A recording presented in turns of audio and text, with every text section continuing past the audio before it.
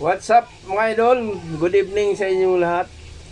Ako po'y nagpapasalamat sa ating Panginoon na nalagpasan ko na po yung virus na tumama sa akin. Kasi nung Huwebes at saka Biyernes, nilagnat ako 2 araw. Kaya nung Friday, nag-half din na ako, umuwi na ako. Nagpa-check up na ako eh. Yun nga, lumabas.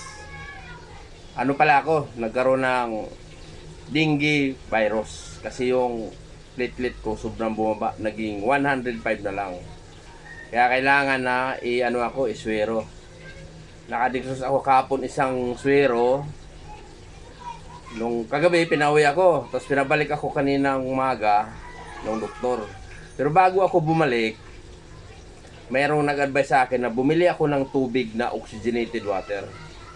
So ito nga, nakabili nga ako. Ito 100 pesos. May kamahalan siya pero sulit. Ito lang yung ininom ko nung umaga. Uminom siguro ako mga yung isang ganito, naubos ko yun. Kaya lang, ihi ako ng ihi. Pero ang ganda talaga ng resulta.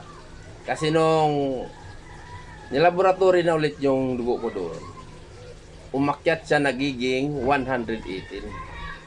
Thanks God. At salamat din sa may-ari nitong tubig na to. Mahal talaga siya kasi sila lang yata mayroong ganitong klaseng tubig dito sa Pilipinas. Yung pagkakaalam ko. Salamat kay Mr. Victor ko at Guni ko. Ma'am Gon, saka Boss Vic, salamat sa tubig Ang laking bagay talaga, natulungan talaga na tumaas yung aking litlit. Kasi nung umaga, tama, nung umaga nga kahapon 105. So sinuwero ako ng maghapon para kinabukasan, iswero ulit. Yun nga, nagulat ako, naging 180 na. So kaya nga, nakauwi na ako ngayon ng mas maga. Itong tubig na to talaga naniwala ko dahil, kung hindi dahil dito siguro, baka nandun pa ako ngayon. Kaya maraming salamat sa nakagawa nitong tubig na to. Pero kung gusto nyo bumili, para mapatunayan nyo rin, pwede kayo mag-PM sa akin para i-repair ko kayo doon sa may-ari nito. Okay? Thank you guys. Salamat sa inyong pagpanood. At siyempre kay Lord, salamat.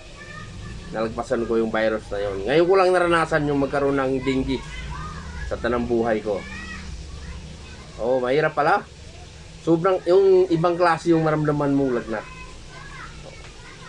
Ito nga gusto sana akong magkaroon, kaso medyo may kamahalan yung aparato nito. Pero kung mayroon din kayong budget, pwede kayo magpalagay sa bahay nyo. Pwede itong yung regular na inumin, mineral, para iwas na rin sa yung mga ganong virus. Kompleto sa papel ito yung sa mga DP, mga lahat ng testing mayroon to. Kaya wala tong dapat ipangamba. Okay, PM nyo ako kung gusto nyo bumili nito para repair ko kayo sa may-ari. Thank you.